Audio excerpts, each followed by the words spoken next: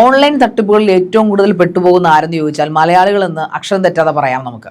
അതുപോലുള്ള തട്ടിപ്പുകളാണ് മലയാളികളിൽ നിന്ന് വീഴുന്നത്. ലോകത്ത് ആരും വീഴാത്ത എല്ലാ ഓൺലൈൻ തട്ടിപ്പുകളും മലയാളികളിൽ നിന്ന് വീഴും. പ്രത്യേകിച്ചും പൈസ സംബന്ധമായിട്ടുള്ള ജോലി സംബന്ധമായിട്ടുള്ള എല്ലാ സ്കാമുകളിലും മലയാളികളിൽ നിന്ന് വീഴും. മിക്കപ്പോഴും മലയാളികളെ പറ്റിക്കാൻ പറ്റുന്ന ഏറ്റവും നല്ല ഫീൽഡ് ഒന്ന് ജോബ് സ്കാം, അല്ലെങ്കിൽ ഈ പറയുന്ന പോലെ പെട്ടെന്ന് പൈസ ഉണ്ടാക്കാം. ഓൺലൈൻ വഴി നിങ്ങൾക്ക് പെട്ടെന്ന് പൈസ സമ്പാദിക്കാം.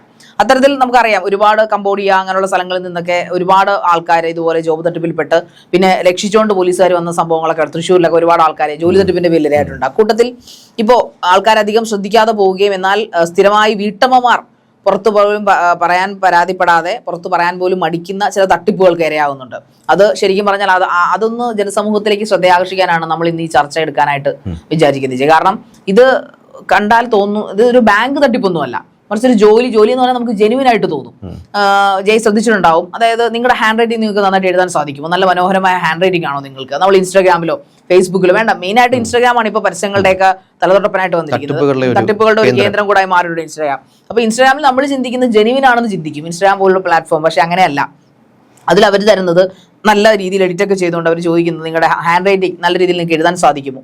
എഴുതാൻ സാധിച്ചാൽ വീട്ടമ്മമാർക്ക് നിങ്ങളുടെ വിശ്രമവേളകൾ ആനന്ദകരമാക്കിക്കൊണ്ട് നിങ്ങൾക്ക് നിങ്ങളുടെ ഇഷ്ടം പോലെ നിങ്ങളുടെ സൗകര്യം അനുസരിച്ച് നിങ്ങളുടെ സ്ഥലം അനുസരിച്ച് കുറച്ച് പേപ്പറുകളിൽ കുറച്ച് നോവലുകൾ എഴുതിത്തരിക. ഈ നോവലുകൾ അവർക്ക് അന്യം നിന്നു പോകാതിരിക്കാനും അതോടൊപ്പം തന്നെ വീണ്ടും റീപബ്ലിഷ് ചെയ്തുകൊണ്ട് അവരുടെ ഇന്റർനാഷണൽ ലൈബ്രറികളിൽ സൂക്ഷിക്കാനുമെന്നുള്ള വലിയ വാർത്തകളൊക്കെ വെച്ചിട്ടാണ് അവർ വിടുന്നത്. അപ്പോൾ നമ്മൾ കേൾക്കുമ്പോൾ തോന്നുക ഷേക്സ്പിയറുടെ നോവലോ മാക്ബത്തോ ടെമ്പസ്റ്റോ ഒക്കെ പോലുള്ള നോവലുകളുടെ നിങ്ങളുടെ ഒരു ഹാൻഡ് റൈറ്റിംഗിൽ കൃത്യമായി എഴുതി കൊടുക്കുക. പക്ഷെ തെറ്റുണ്ടാവാൻ പാടില്ല. അവരുടെ ഒറ്റ കണ്ടീഷൻ അത് തെറ്റുണ്ടാവാൻ പാടില്ല. 500 രൂപ മുതൽ 1500 രൂപയാണ് രജിസ്ട്രേഷൻ ഫീസ് അവർ ചോദിക്കുന്നത്. അപ്പോൾ 500 രൂപ അടച്ചു കഴിഞ്ഞാൽ നിങ്ങൾക്ക് ബുക്കും കുറച്ച് ഒരു കെട്ട് പേപ്പറും 2-3 പേനയും അതിന്റെ എഴുതേണ്ട ബുക്കും വരും. അപ്പൊ അവരുടെ കാലയളവ് എന്ന് പറയുന്നത് 500 രൂപയ്ക്ക് രജിസ്റ്റർ ചെയ്ത് കഴിഞ്ഞാൽ 6 ദിവസം കൊണ്ട് നിങ്ങൾക്ക് കിട്ടാൻ പോകുന്ന എമൗണ്ട് 6 ദിവസം കൊണ്ട് നമ്മൾ അക്ഷരത്തെറ്റില്ലാതെ ഈ നോവൽ പൂർത്തീകരിക്കുകയാണെങ്കിൽ ഒരു 15 പേജൊക്കെ ആയിരിക്കും അവർ തരുന്നത്. പിന്നെ അതിന് 10,000 രൂപ. ഏറ്റവും കുറഞ്ഞ കാലയളവ് പൂർത്തിയാക്കുന്നവർക്ക് പേയ്മെന്റ് 10,000 രൂപ. 6-ന് പകരം നമ്മൾ 12 ദിവസമോ 15 ദിവസം എടുക്കുകയാണെങ്കിൽ 6,000 രൂപ എമൗണ്ട് കുറയും. പിന്നെ ചില രീതികളെന്ന് പറഞ്ഞു കഴിഞ്ഞാൽ നമ്മൾ 500 രൂപയുടെ പേയ്മെന്റ് അടയ്ക്കുന്നു. അതിനുശേഷം ഈ കൊറിയറിൽ സാധനം വരുമ്പോൾ അഡ്വാൻസ് സാലറി നിങ്ങൾക്ക് ആദ്യം തരുന്നു. അതായത് 10,000 ആണ് പറഞ്ഞെങ്കിൽ 5,000 കൂടി അഡ്വാൻസ് സാലറി ഇട്ട് തരുന്ന ഒരു അതിനകത്ത് കണ്ടീഷൻ സപ്ലൈയിൽ വെച്ച് പറയുന്നുണ്ട്. പക്ഷെ നമ്മൾ ഇത് പൈസ അടയ്ക്കുന്നു, സാധനങ്ങളൊക്കെ വീട്ടിൽ വരും. പക്ഷെ നമ്മൾ എഴുതി കൊടുത്ത് കഴിയുമ്പോൾ ഒരിക്കലും നമുക്ക് ഇതിൽ 1 രൂപ പോലും പേയ്മെന്റ് കിട്ടത്തില്ല. ഈ ഒരു പുതിയൊരു തരം സ്കാമാണ് ഇപ്പോൾ ഇറങ്ങിയിരിക്കുന്നത്. അങ്ങനെ പല വീട്ടമ്മമാരുടെയും പൈസ 10,000, 15,000, 25,000 ഒക്കെ പൈസ പോയ ആൾക്കാർ ഇന്ന് പല ആൾക്കാരെയും വിളിച്ച് കരയുന്ന വാർത്തകളാണ് ഇന്ന് നമുക്ക് ഓൺലൈനിലൂടെ കാണാൻ സാധിക്കുന്നത്. പക്ഷേ അത് അധികം ആരും ശ്രദ്ധ ആകർഷിച്ചിട്ടുണ്ടോ? ഈ പോലീസിന്റെ ശ്രദ്ധയിൽപ്പെട്ടിട്ടുണ്ടോ എന്ന് എനിക്ക് സംശയമാണിത്. ശരിക്കും പറഞ്ഞ പോലെ തന്നെ കാലങ്ങളായിട്ട് നമ്മളെ പറ്റിച്ചുകൊണ്ട് അല്ലെങ്കിൽ മലയാളികളെ പറ്റിച്ചുകൊണ്ട് ജീവിക്കുന്ന വലിയൊരു തട്ടിപ്പ് സംഘം പല രാജ്യങ്ങളിലുമുണ്ട്, പ്രത്യേകിച്ച് ആഫ്രിക്കൻ രാജ്യങ്ങളിലൊക്കെ. നമ്മൾ ഈ പറഞ്ഞ പോലെ തന്നെ വീട്ടമ്മമാരാണ് ഇവരുടെ ഒരു പ്രധാനപ്പെട്ട ഇരകൾ. അതെ, അല്ലെങ്കിൽ ജോലിയില്ലാത്ത വീട്ടമ്മമാർ എന്ന് പറയേണ്ടി വരും. ഇതിന്റെ പ്രധാനപ്പെട്ട പ്രശ്നം എന്ന് വെച്ച് കഴിഞ്ഞാൽ പലപ്പോഴും അവരുടെ കയ്യിലുള്ള തുച്ഛമായ തുകയൊക്കെ കൊടുത്തുകൊണ്ട് തനിക്കൊരു ഫിനാൻഷ്യൽ ഫ്രീഡം കിട്ടും, അല്ലെങ്കിൽ ഭർത്താവിനെ സപ്പോർട്ട് ചെയ്യാനായിട്ട് എനിക്ക് കുറച്ച് കൂടി ഫാമിലിക്ക് പണം കണ്ടെത്താനായിട്ടൊക്കെ സാധിക്കും, എൻ്റെ അധികം സമയങ്ങൾ ചെലവഴിക്കേണ്ടി വരില്ല, എനിക്ക് ഈ വർക്ക് ലൈഫും അല്ലെങ്കിൽ ഈ ഒരു ലൈഫ് ബാലൻസ് ചെയ്ത് കൊണ്ടുപോകുന്നതിന് കൂടെ തന്നെ അല്പം പണം സമ്പാദിക്കാൻ കഴിഞ്ഞല്ല, നല്ല കാര്യമല്ലേ തുടങ്ങിയ ഒരു ഇഷ്ടത്തോടു കൂടിയാണ് പല വീട്ടമ്മമാർ ഈ ഒരു തട്ടിപ്പിന്റെ ഭാഗമാകുന്നത്. പ്രധാനമായും ഇൻസ്റ്റാഗ്രാമിലടക്കം വരുന്ന ഈ പരസ്യങ്ങളെ കണ്ടു കഴിഞ്ഞാൽ നമ്മൾ സ്വാഭാവികമായിട്ട് ഈ വേക്കൻസി കാർഡൊക്കെ ഇടുന്ന പോലെയാണ്. നിങ്ങൾക്ക് ഈ പറഞ്ഞ പോലെ ഇങ്ങനെ കഴിവുകളുണ്ടോ, ഈ ക്വാളിഫിക്കേഷൻ ഉണ്ടോ, ഈ ക്വാളിഫിക്കേഷൻ ഉണ്ടെങ്കിൽ നിങ്ങൾക്ക് വീട്ടിലിരുന്നു കൊണ്ട് തന്നെ മാസം 10,000 കണക്കിന് രൂപ സമ്പാദിക്കാൻ സാധിക്കും, അതിന് ഇത്തരത്തിലുള്ള കാര്യങ്ങൾ ചെയ്താൽ മതി എന്നൊക്കെ പറഞ്ഞിട്ട് വളരെ പ്രൊഫഷണലായിട്ട് തട്ടിപ്പ് നടത്തുന്ന ഒരു സംഘം ഇൻസ്റ്റാഗ്രാമും അല്ലെങ്കിൽ അത്തരത്തിലുള്ള സോഷ്യൽ മീഡിയ ഹാൻഡിലുകളും ഇവരുടെ ആയുധമാക്കിക്കൊണ്ട് പ്രവർത്തിക്കുന്നുണ്ട്. അതായത് ഷാരിക പറഞ്ഞതനുസരിച്ച് നമ്മൾ മനസ്സിലാക്കുന്നത് പല സ്ഥലങ്ങളിലും ഇതേപോലുള്ള തട്ടിപ്പ് നടക്കുന്ന ഒരു പ്രധാനപ്പെട്ട രീതി, പല ബുക്കുകളും അല്ലെങ്കിൽ ഇന്റർനാഷണൽ ബെസ്റ്റ് സെല്ലിംഗ് ആയിട്ടുള്ള ഷേക്സ്പിയറിന്റെ അടക്കമുള്ള നോവലുകൾ പല സ്ഥലങ്ങളിലും പല ലൈബ്രറികളിലും ഇരുന്ന് നശിക്കുകയാണ്, അല്ലെങ്കിൽ അത് കാലപ്പഴക്കം ചെന്ന് അതിന് കേടുപാടുകൾ സംഭവിച്ചിരിക്കുന്നു. അതിൻ്റെ കയ്യെഴുത്ത് പ്രതികൾ റീപ്ലേസ് ചെയ്യാനോ അല്ലെങ്കിൽ അതിൻ്റെ റെപ്ലിക്ക ഉണ്ടാക്കാൻ വേണ്ടിയിട്ടോ ആണ് ഈ ഒരു ജോബ് കൊടുക്കുന്നത്. നിങ്ങൾക്ക് നല്ല വടിവൊത്ത കൈയക്ഷരം ഉണ്ടെങ്കിൽ നിങ്ങൾക്ക് ഈ പറയുന്ന ടൈം പീരീഡിനുള്ളിൽ ഇതിന്റെ പരിഭാഷയോ അല്ലെങ്കിൽ അതേ രീതിയിലുള്ള ഇംഗ്ലീഷ് തന്നെയോ അതിന്റെ പകർപ്പ് ഈ ഒരു പേജുകളിലേക്ക് അവർ തരുന്ന ബുക്കിലേക്ക് പകർത്തി എഴുതാൻ സാധിക്കുന്നുണ്ടെങ്കിൽ അവർ പറയുന്ന സമയത്തിന് ഈ ഒരു വർക്ക് കംപ്ലീറ്റ് ചെയ്ത് കൊടുക്കുന്നുണ്ടെങ്കിൽ 10,000 അല്ലെങ്കിൽ 15,000 നല്ലൊരു എമൗണ്ട് അവർ ഓഫർ ചെയ്യും. പിന്നീട് ഈ പറഞ്ഞതുപോലെ അതല്ല, അതിലും കൂടുതൽ സമയമെടുത്താണ് നിങ്ങൾ വർക്ക് കംപ്ലീറ്റ് ചെയ്യുന്നുണ്ടെങ്കിൽ ആ എമൗണ്ട് സ്വാഭാവികമായിട്ടും കുറച്ചുകൂടി കുറയും. എങ്കിൽ പോലും വളരെ തുച്ഛമായ ഒരു എമൗണ്ട് അഡ്വാൻസ് കൊടുത്തുകൊണ്ട് നിങ്ങൾക്ക് വളരെ ഒരാഴ്ച കാലയളവ് കൊണ്ടോ അല്ലെങ്കിൽ 1.5 ആഴ്ച കാലയളവ് കൊണ്ടോ ഈ ഒരു ചെറിയ ജോലി ചെയ്യുകയാണെങ്കിൽ നിങ്ങൾക്ക് 10,000-കണക്കിന് രൂപ സമ്പാദിക്കാം എന്നുള്ളതാണ് വീട്ടമ്മമാരെയൊക്കെ പറഞ്ഞിവർ ആകർഷിക്കുന്നത്. പിന്നെ എങ്ങനെയാണ് ശരി ഇതിന്റെ ഒരു മുന്നോട്ടുള്ള ഒരു തട്ടിപ്പിന്റെ രീതി എങ്ങനെയാ? അതായത് ശരിക്കും പറഞ്ഞാൽ ഇത് ശരിക്കും വീട്ടമ്മമാരെയാണ് ശരിക്കും വീഴ്ത്തി. അതായത് ജയ് നേരത്തെ സൂചിപ്പിച്ച പോലെ ജോലി ഇല്ലാതെ വിശ്രമവേളകളിൽ അവർക്ക് ഇപ്പൊ രാവിലെ ഹസ്ബൻഡോ കുട്ടികളോ ഒക്കെ ജോലിക്കോ സ്കൂളിലോ ഒക്കെ പോയി കഴിയുമ്പോൾ റെസ്റ്റ് എടുക്കുന്ന, അല്ലെങ്കിൽ വെറുതെ അടുക്കളയിലൊക്കെ പണിയൊക്കെ ഒതുക്കി കഴിഞ്ഞിരിക്കുന്നവര് വെറുതെ TV കണ്ട് സമയം കളയണ്ട, അവര് അങ്ങനെയാണ്. ഇത് നമ്മുടെ കേരളത്തിന് പുറത്തുനിന്നാണ് നമ്മൾ ആദ്യം കരുതിയിരുന്നത്. പക്ഷെ കേരളത്തിനകത്തും മലയാളികളും ഈ തട്ടിപ്പ് ചെയ്യുന്നുണ്ടെന്നാണ് നാഷണൽ ബുക്സോ. ഇത് ഞാൻ ആധികാരികമായിട്ട് പറയാൻ കാരണം ഞാനും ഒരിക്കലും ഈ തട്ടിപ്പിൽ വീണിട്ടുണ്ട്. അതുകൊണ്ടാണ് എനിക്ക് ഇത് ആധികാരികമായിട്ട് പറയാൻ കാര്യം. വേറെ അല്ലെങ്കിൽ ഇങ്ങനത്തുള്ള ഈ പ്രസാധകരുടെ ലേബലിൽ അവരുടെ പേരിൽ തട്ടിപ്പ് നടത്തുകയാണ്. അതിൽ എന്റെ ഓർമ്മ ശരിയാണ്, നാഷണൽ ബുക്സ് അതൊരു പ്രസാധകരാണ്, പ്രസാധകരുടെ പേരിൽ. നമ്മുടെ നാഷണൽ ബുക്സ് എന്ന് പറഞ്ഞു കഴിഞ്ഞാൽ നമ്മൾ വിചാരിക്കും മറ്റേ നാഷണൽ ബുക്സ് ആണ്, പക്ഷെ അങ്ങനെയല്ല. ഇത് അവരുടെ പ്രസാധകരുടെ പേരിലാണ് ഇവര് ഇങ്ങനെയുള്ള സംഭവങ്ങൾ ഇറക്കുന്നത്. അപ്പൊ അത് കുറെ കൂടെ ഞാൻ ഫോണിലൊക്കെ വിളിച്ചവരോട് സംസാരിച്ചിട്ടുണ്ട്, മലയാളത്തിലാണ് സംസാരിക്കുന്നത്. വേറൊരു 2-3 പ്രാവശ്യം ഞാനിൽ തട്ടിപ്പിട്ടിട്ടുണ്ട്. അങ്ങനെ ഒരു 10,000-5,000 രൂപ എൻ്റെ ഇത് പോയിട്ടുണ്ട്. അങ്ങനെ പോകാൻ കാര്യം എനിക്ക് ഹാൻഡ് റൈറ്റിംഗ് നല്ല ഹാൻഡ് റൈറ്റിംഗ് ആണ്. ഞാൻ എന്നെ പുകഴ്ത്തി പറയല്ല, എന്റെ ഹാൻഡ് റൈറ്റിംഗ് അത്യാവശ്യം നല്ലതാണ്. സോ അതുകൊണ്ട് തന്നെ എനിക്ക് എഴുതുന്നത് ഭയങ്കര ഇഷ്ടമാണ് എപ്പോഴും. ഇപ്പൊ റണ്ണിംഗ് ലെറ്റർ എഴുതാനായാലും അല്ലെങ്കിൽ നോർമൽ ഇംഗ്ലീഷ് വടിവത്ത അക്ഷരങ്ങൾ ചുമ്മാ എഴുതിക്കൊണ്ടിരിക്കാനൊക്കെ എനിക്ക് ഇഷ്ടമാണ്. അപ്പൊ സ്വാഭാവികമായിട്ടും എനിക്ക് ഈ ഫീൽഡിലേക്കൊക്കെ ഞാൻ ഈ യൂട്യൂബ് ഒക്കെ ചെയ്ത് നടക്കുന്ന സമയത്ത്, അതായത് 1-2 വർഷത്തിന് മുമ്പാണ് അത്. ഇപ്പോൾ വീണ്ടും തലപൊക്കി പിന്നെയും വരുന്നു. അതായത് ഒരു വീട്ടമ്മയുടെ കരച്ചിൽ കേൾക്കണം. ഞാൻ ആ ഒരു വീഡിയോ കണ്ടിട്ടാണ്, ഞാൻ ഒരാള് ഷെയർ ചെയ്ത ഒരു വ്ളോഗർ ഷെയർ ചെയ്ത വീഡിയോ കണ്ടിട്ടാണ് ഇത് നമ്മളിന്ന് ചർച്ചയ്ക്ക് എടുക്കാന്ന് ഞാൻ ചെയ്തത് പറഞ്ഞത്. Reaction video. കാരണം അയാള് വളരെ ധൃതി വെച്ചാണ് പറയുന്നത്. പലരും എനിക്കും വീഡിയോസ് അയച്ചു. അതിലൊരു വീട്ടമ്മ കരഞ്ഞുകൊണ്ട് പറയാണ്, എന്റെ കുഞ്ഞിന് ബർത്ത്ഡേ ആഘോഷിക്കാൻ ഞാൻ വെച്ചിരുന്ന 7,000 രൂപയും പോയി ചേട്ടാ, ഇനി ആരും ഇതിനകത്ത് പെടരുത്, എനിക്ക് എങ്ങനെ ആ പൈസ ആരും, ചിലപ്പോൾ ഹസ്ബൻഡ് അറിയാതായിരിക്കും ഇത് ചെയ്തിട്ടുണ്ടാവുക, അല്ലെങ്കിൽ വീട്ടുകാർ അറിയാതായിരിക്കും ചെയ്തിട്ടുണ്ടാവുക. ഈ പറയുന്ന പോലെ ഞാനും എന്റെ അന്ന് പൈസ ഉണ്ടായിരുന്നു, ആരോടും ചോദിക്കാൻ പോയില്ല. ഞാനും അതിൽ വീഴാൻ മെയിൻ റീസൺ പൈസ അല്ലായിരുന്നു. എന്റെ റീസൺ എന്ന് വെച്ച് കഴിഞ്ഞാൽ ഹാൻഡ് റൈറ്റിംഗ്, എനിക്ക് കാലിയോഗ്രാഫി ഭയങ്കര ഇഷ്ടമുള്ള ഒരാളാണ്. അപ്പൊ സ്വാഭാവിക കാലിയോഗ്രാഫി ഒക്കെ ഇഷ്ടപ്പെടുന്ന ആൾക്കാർ ഇതിനകത്ത് ഉറപ്പായിട്ടും വീഴും ചെയ്യും. ഇവരുടെ ഒരു ഉദ്ദേശം ഇഷ്ടപ്പെട്ട ജോലി ചെയ്യുന്ന പണം സമ്പാദിക്കുക എന്നുള്ളതാണ് നമ്മുടെ ഒരു അതെ, തീർച്ചയായിട്ടും അതൊരു വലിയൊരു പോയിന്റ് ആണ്. അപ്പൊ നമ്മൾ ചിന്തിക്കുന്നതോ ഇതെങ്ങനെ തട്ടിപ്പാകുന്നത്? കാലിയോഗ്രാഫി അല്ലേ, മനോഹരമായ ഹാൻഡ് റൈറ്റിംഗിൽ എഴുതാം. അവർ ഇതിന്റെ ബുക്കുകളും അതിന്റെ സാമഗ്രികളും ഒക്കെ അവർ അയച്ചു തരും. നമ്മൾ ഇപ്പൊ ഈ പറയുന്ന പോലെ ഹിന്ദിക്കാരോട് സംസാരിക്കുമ്പോൾ പലർക്കും വെബ്സൈറ്റുകളുണ്ട്. ഈ വലിയ വമ്പൻ തട്ടിപ്പായത്. അതായത് ഇൻസ്റ്റാഗ്രാമിൽ ഇതിന്റെ ഒരു ചെറിയ ലിങ്ക് കൊടുക്കുന്നു, നമ്മൾ അതിലേക്ക് പോകുമ്പോൾ ഇവരുടെ വെബ്സൈറ്റിലേക്ക് പോകും. വെബ്സൈറ്റിൽ പോകുമ്പോൾ പലതരം സെക്ഷൻസാ. അതായത് 10,000, അതായത് ഒരു ചാർട്ട് വെച്ചിട്ടുണ്ട്. കമ്പനിയുടെ വെബ്സൈറ്റ് എങ്ങനെയാണോ അതേപോലെ തന്നെ നമ്മൾ ശരിക്കും ഞെട്ടും. നമ്മൾ നല്ല നല്ല കമ്പനികളുടെ വെബ്സൈറ്റ് കാണില്ല അതുപോലെ. എന്നിട്ട് അതിനകത്ത് ലിസ്റ്റ് ഔട്ട് കൊടുത്തിട്ടുണ്ട്.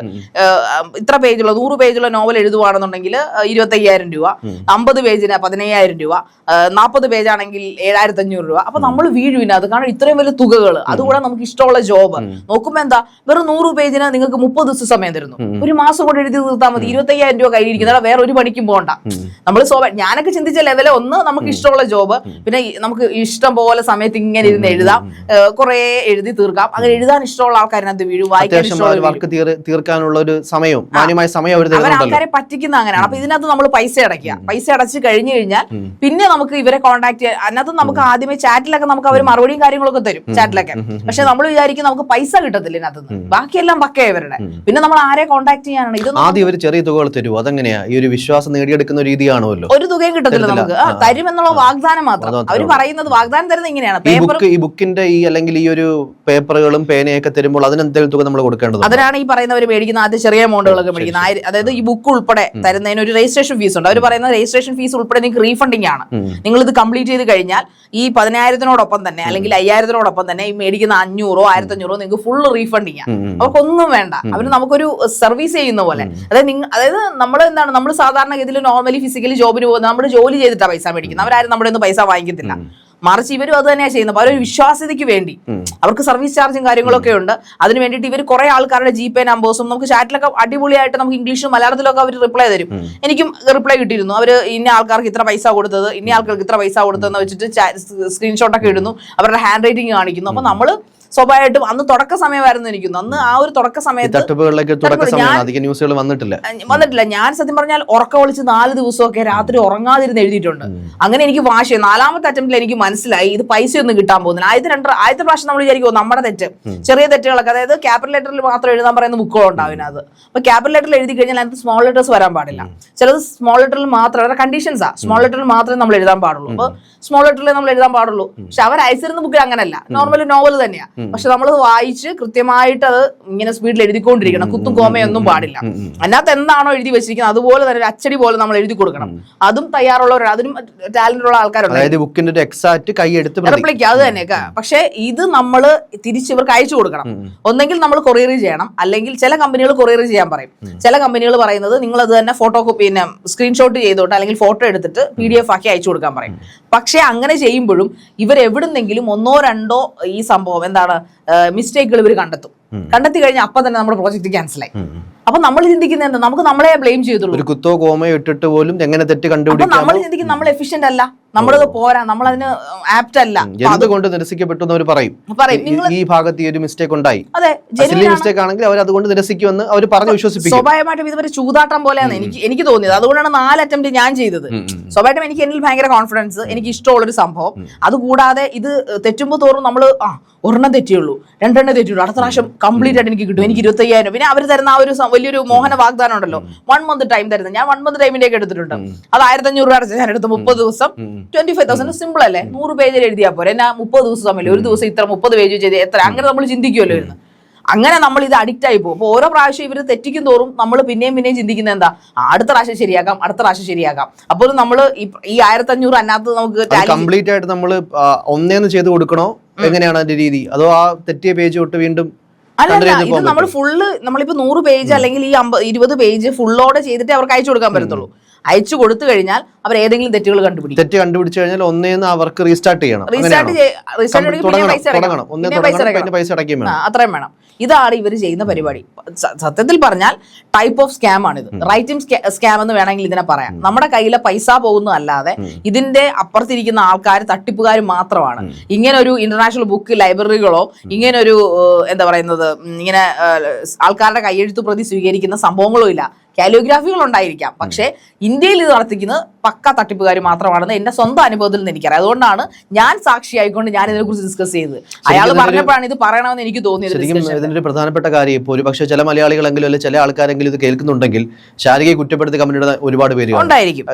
ഇങ്ങനെ ഇത്രയും വിവരവും വിദ്യാഭ്യാസമൊക്കെ നിങ്ങൾ പോയി തട്ടിപ്പ് വീണല്ലോ എന്നൊക്കെ. ഇതിന്റെ പ്രധാന കാര്യം എന്ന് വെച്ച് കഴിഞ്ഞാൽ തട്ടിപ്പിൽ ഇരയാക്കപ്പെട്ട പല ആൾക്കാരും പൊതുസമൂഹത്തിന് മുന്നിൽ വന്ന് ഇത് പറയാൻ എന്താണ് പറഞ്ഞു കഴിഞ്ഞാൽ തന്റെ ഒരു ഇമേജിന് പ്രശ്നം പറ്റുമോ, തന്നെ ഒരു കോമാളിയാക്കുമോ എന്നൊക്കെ വിചാരിച്ചുകൊണ്ട് പല ആൾക്കാരും ഇത് പറയില്ല. അതിന്റെ ഒരു പ്രശ്നം തനിക്ക് പറ്റിയൊരു തെറ്റും ഇത്തരത്തിലുള്ള ഫ്രോഡായിട്ടുള്ള ഏജൻസികൾ വർക്ക് ചെയ്യുന്നുണ്ടെന്ന് അറിയിക്കാത്തടത്തോളം പക്ഷം പല ആൾക്കാരും ഈ ഒരു ചതിയിലേക്ക് വീണ്ടും വീണുകൊണ്ടിരിക്കും. അതുകൊണ്ട് ശാരികയാവട്ടെ ഇത്തരത്തിൽ അല്ലെങ്കിൽ ഞാനാവട്ടെ നാളെ നമ്മൾക്കും സമാനമായിട്ടുള്ള ഈ ചതികളിലൊക്കെ പെടാം. അപ്പോൾ ആൾക്കാരിലേക്ക് ഈ കാര്യം ഈ ഒരു പ്രശ്നം അഡ്രസ്സ് ചെയ്യാതിരിക്കുകയാണെങ്കിൽ അത് അവർക്ക് വീണ്ടും അടുത്ത സ്കാമുകൾ ചെയ്യാനുള്ള ഒരു പ്രോത്സാഹനമായിട്ട് മാറും. ശാരിക അത് കണക്കിന് DTP തട്ടിപ്പുകളും വളരെ വ്യാപകമായിരുന്നു. ഇപ്പോഴും എനിക്കൊന്നും ഇപ്പോഴും ഉണ്ട്.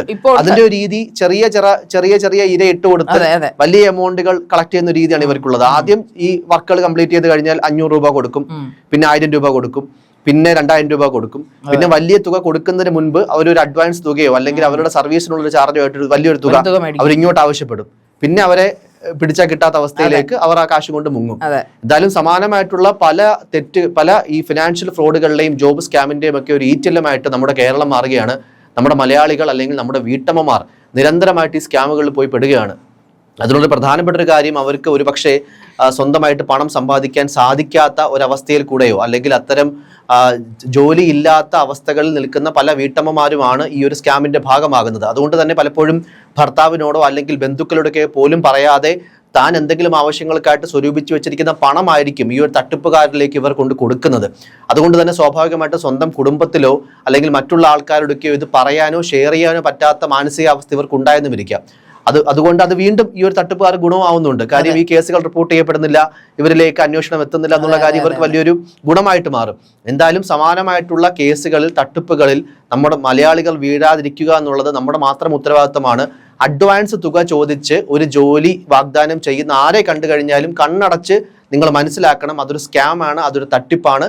നിങ്ങൾ ചെയ്യുന്ന ജോലിയുടെ പേയ്മെന്റ് അതിൻ്റെ അഡ്വാൻസോ അല്ലെങ്കിൽ ആദ്യം സർവീസ് തുകയൊക്കെ ആവശ്യപ്പെടുന്ന ആൾക്കാരാണെങ്കിൽ അതൊരു പ്യുവർ സ്കാം ആണെന്ന് മനസ്സിലാക്കാനുള്ളൊരു ബോധം നമ്മൾ മലയാളികൾക്ക് ഇനിയെങ്കിലും ഉണ്ടാകണം. അത്തരത്തിൽ ചതികളിൽ പെടുകയാണെങ്കിൽ യാതൊരു മടിയും വിചാരിക്കാതെ അത് കൃത്യമായിട്ട് തന്നെ നിയമ സംവിധാനങ്ങൾക്ക് മുന്നിൽ എത്തിക്കാനുള്ളൊരു ആർജവവും സമൂഹത്തോടുള്ളൊരു കടമയും കടപ്പാടും കൂടി നമ്മൾ മലയാളികൾ എന്നും കാത്തു സൂക്ഷിക്കണം.